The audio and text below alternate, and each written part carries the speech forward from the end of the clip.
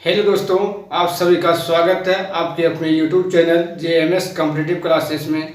आज की क्लास में हम लोग बात करने वाले हैं आपके एग्जाम का एक इम्पोर्टेंट क्वेश्चन साइंस की। तो आइए आज हम लोग साइंस के क्वेश्चन की बात करते हैं जो आपके एग्जाम के लिए बहुत ज़्यादा इम्पोर्टेंट होगा। तो आइए आपके क्वेश्चन को हम लोग स्टार्ट करते हैं। जैसे कि आपके प्रश्न बोर्ड पर दिख रहा होगा, आपका पहला प्रश्न इसमें कर रहा है कि पानी के द्वारा ऊपर की तरफ लगाया गया बल क्या कहलाता है। तो देखिए, आपको प्रश्न जो प्रथम प्रश्न आपको कर रहा है कि पानी के द्वारा ऊपर की तरफ लगाया गया बल क्या कहलाता है। तो आप लोग जानते होंगे कि जब पानी में जो है कोई बाल्टी या कोई वस्तु को जब डालते हैं तो जब तक वस्तु आपके पानी में डुबा हुआ रहता है तो पानी क्या था हमको ऊपर खींचने में आपको बहुत आसान लगता है। तो वो किस बल के कारण होता है। जैसे कि आप कुएं से पानी को खींचते होंगे तो कुएं में जब तक बाल्टी डुबा रहता है जब तक आपको क्या होता है पानी की सतह तक जो है आपको पानी को ऊपर खींचने में आपको बाल्टी बहुत आपको हल्का लगता है। ऐसा इसलिए होता है क्योंकि पानी जो है पानी जो है अपनी डूबी किसी वस्तु को ऊपर की ओर क्या करता है, एक बल लगाता है। जिस बल को हम लोग क्या बोलते हैं, उस बल को हम लोग उत्प्लावन बल कहते हैं। तो इसलिए हम जो प्रश्न आपको कह रहा है कि पानी के द्वारा ऊपर की तरफ लगाया गया बल क्या कहलाता है, तो आपको एक उत्प्लावन बल कहलाता है। तो इसका राइट आंसर क्या होगा, इसका आंसर आपका होगा उत्प्लावन बल। तो इसकी आंसर हम लोग लिखेंगे, तो इसका आंसर आपका क्या होगा, नहीं उत्प्लावन बल। तो इसकी आंसर जो होगा आपका उत्प्लावन बल।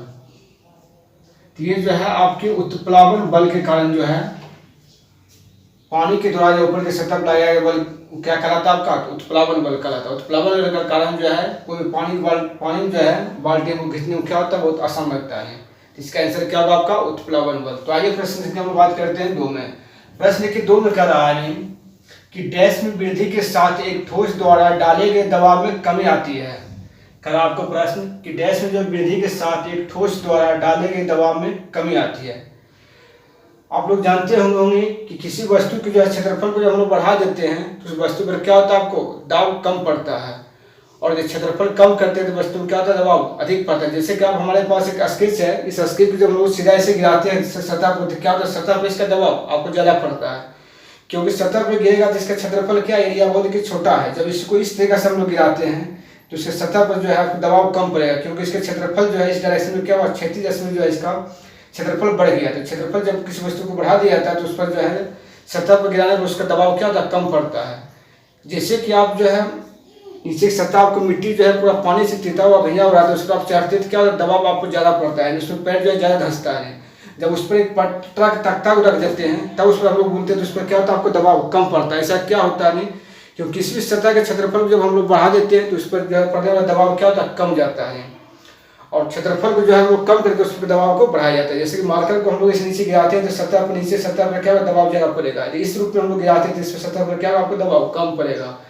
इसलिए जो है यह कह रहा है डैश में वृद्धि के साथ एक ठोस द्वारा डाले गए दबाव में कमी आती है। तो क्या होता है, आपको क्षेत्रफल। तो इसमें होगा आंसर क्या आपका क्षेत्रफल है। क्षेत्रफल में वृद्धि के साथ एक ठोस द्वारा डाले गए दबाव में कमी आ जाती है। तो किसी वस्तु के क्षेत्रफल को हम बढ़ा क्या कर सकते हैं, उसके दबाव को कम कर सकते हैं। तो इसका आंसर क्या आपको होगा, क्षेत्रफल। तो इसका आंसर हम लोग लिखेंगे कैसे होता है इसका, क्षेत्रफल। तो यहाँ पे हम लिखेंगे क्षेत्रफल यानी एरिया के कारण।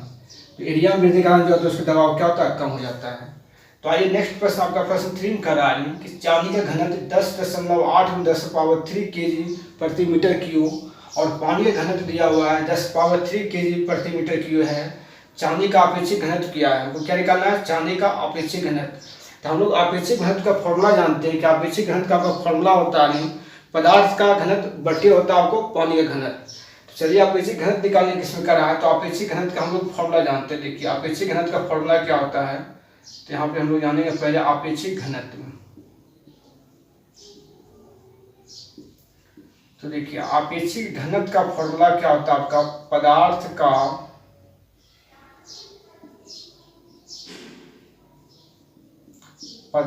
का घनत्व अब बटे क्या होता है, पानी का घनत्व, बटे होता है पानी का घनत्व। तो देखिए आपका अपेक्षित घनत्व का जो फॉर्मूला होता है वो क्या होता है, पदार्थ का घनत्व बटे पानी का घनत्व। तो देखिए यहाँ पदार्थ क्या है, पदार्थ आपका यहाँ पे चांदी है तो चांदी का घनत्व बटे क्या होगा, आपका पानी का घनत्व होगा। तो यहाँ पदार्थ की जगह पर क्या दिया गया है, चांदी दिया गया है। तो बोलिए चांदी का घनत्व कितना, अरे चांदी घनत्व हम यहाँ पे देख रहे हैं 10.8 × 10⁻³ अब बटे पानी घनत्व कितना, देखिए पानी घनत्व आपको 10 पावर है 3। तो बट्टी में जगह 10 पावर 3 की 10 पावर 3 और 10 पावर 3 क्या हुआ, कट गया, यहाँ बच गया कितना 10.8। इसलिए यहाँ पे जो अपेक्षित घनत्व का मान कितना होगा 10.8। इसलिए इसका आंसर कितना हो जाएगा 10.8। तो चलिए आप इस प्रश्न को समझ गए हैं, इसका आंसर कितनी होगी आपको 10.8। तो आइए प्रश्न संख्या 4 में कह रहा है उत्प्लावन बल का परिमाण तरल के डैश पर निर्भर करता है। यहाँ उत्प्लावन बल का जो परिमाण जो होता है वो तरल पदार्थ के घनत्व और जो है उसके आयतन पर निर्भर करता है। तो उत्प्लावन बल का जो परिमाण जो होता है, मैग्नीट्यूड जो होता है उत्प्लावन बल का, वो जो है तरल पदार्थ की डेंसिटी और उसके आयतन पर क्या करता है, निर्भर करता है। तो इसलिए इसका आंसर क्या होगा आपका, तो इसका आंसर आपको होगा तरल पदार्थ क्या होगा, घनत्व और आयतन। किस पर निर्भर करता है, घनत्व और आयतन पर।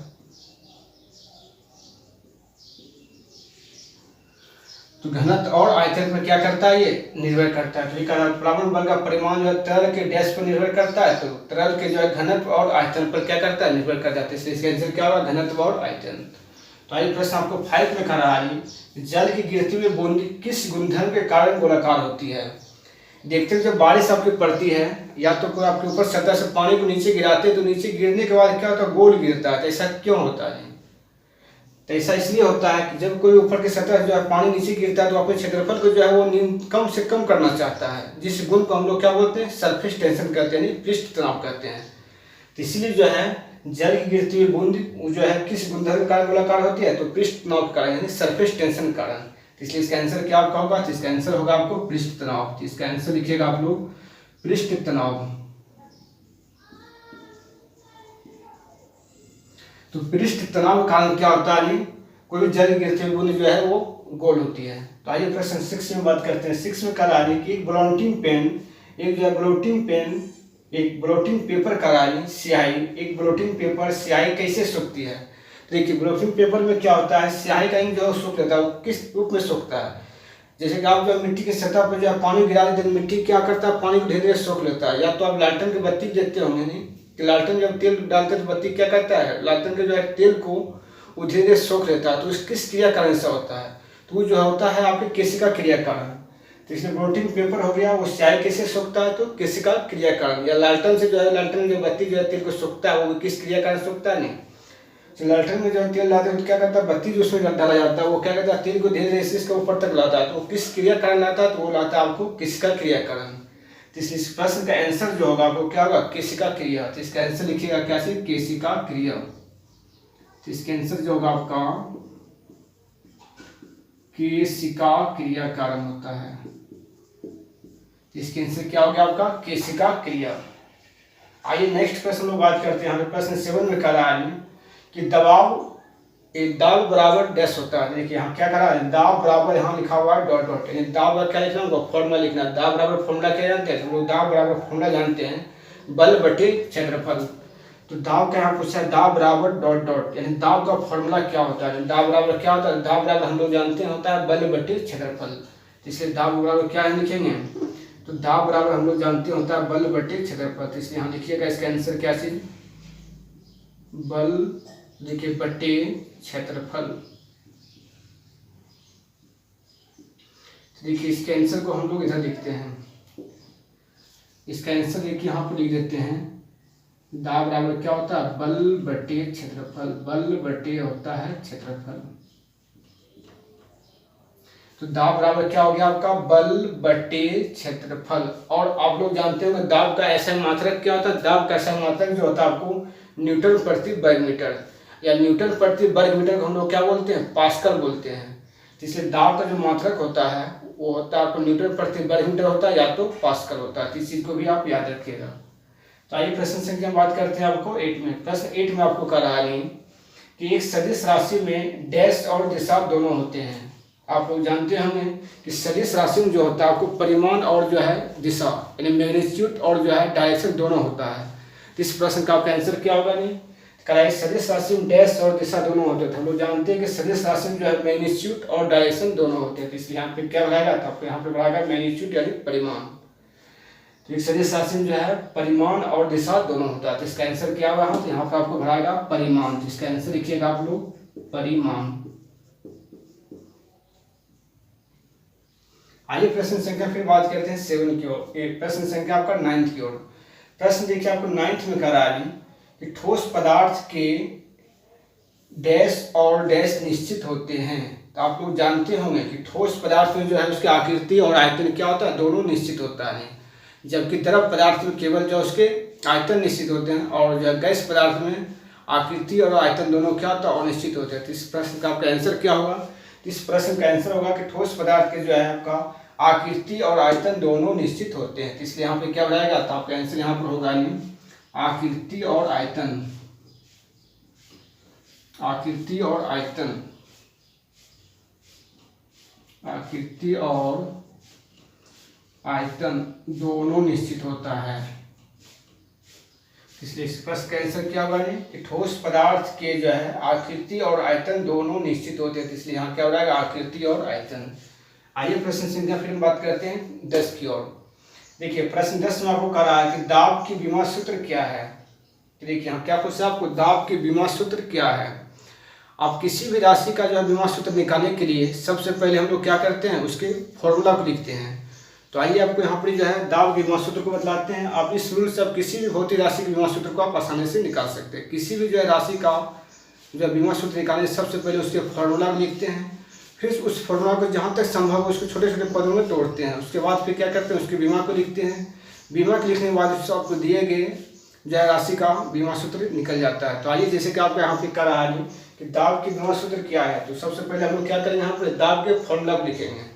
देखिए दाब बराबर फॉर्मूला क्या होता है, तो आप यहाँ जानते होंगे। यहाँ देखिए लिखेंगे सबसे पहले दाब का फॉर्मूला।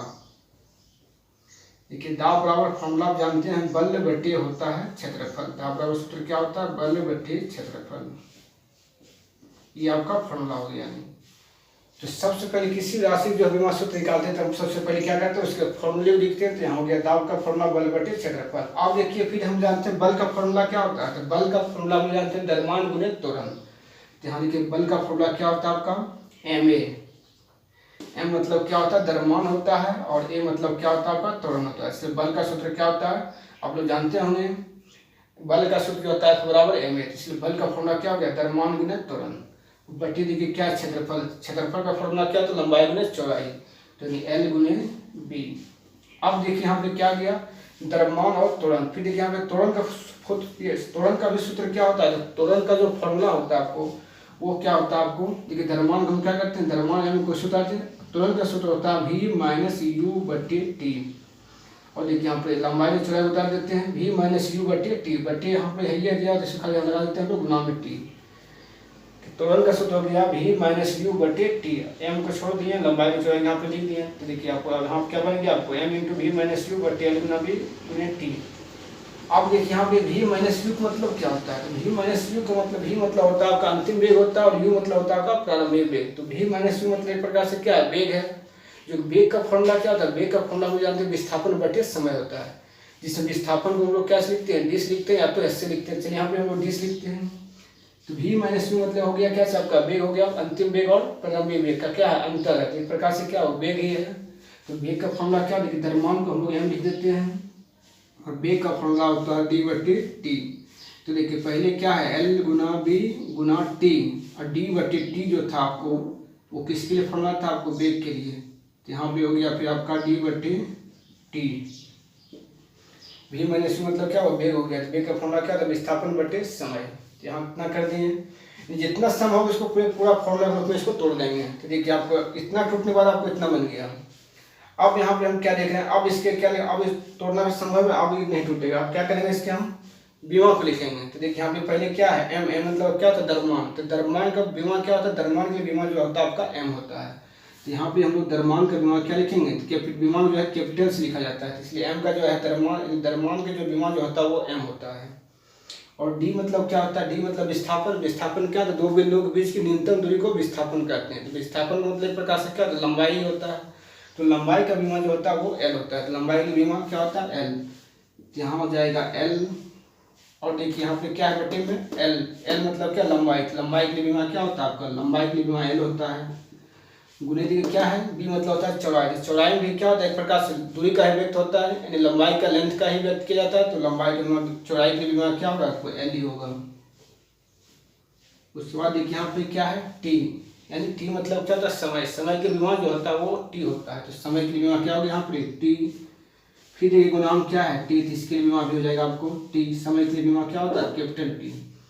अब क्या करेंगे यहाँ पे देखिए, अब इसको तो छोटा करते हैं, देखिए यहाँ पे एल गुना एल क्या एल स्क्वायर हो जाएगा, टी गुना टी हो जाएगा टी स्क्वायर। दोनों क्या करते हैं ऊपर भेज देते हैं, ऊपर जाने के बाद क्या लगेगा वो माइनस में पावर हो जाएगा। तो देखिए पहले क्या था एम गुना एल गुना एल हो गया एल स्क्वायर जब ऊपर भेजिएगा तो क्या जाएगा आपको एल पावर -2, ऊपर जब जाता है पावर माइनस में जाता है। फिर देखिए टी गुना टी टी स्क्वायर, टी को भेज दीजिए ऊपर तो ऊपर जाएगा क्या होगा पावर आपका माइनस हो जाएगा, तो बटिए क्या होगा कैंसिल हो गया। अब देखिए क्या हो गया, यानी एम एल गुने एल पावर -2 गुने टी पावर -2, इसको क्या करते गुना कर दीजिए। तो देखिए इसको हम लोग मल्टीप्लाई जब करेंगे तो क्या आ जाएगा आपको, देखिए एम आपका अकेला है तो एम को पहले एम उतार दीजिए।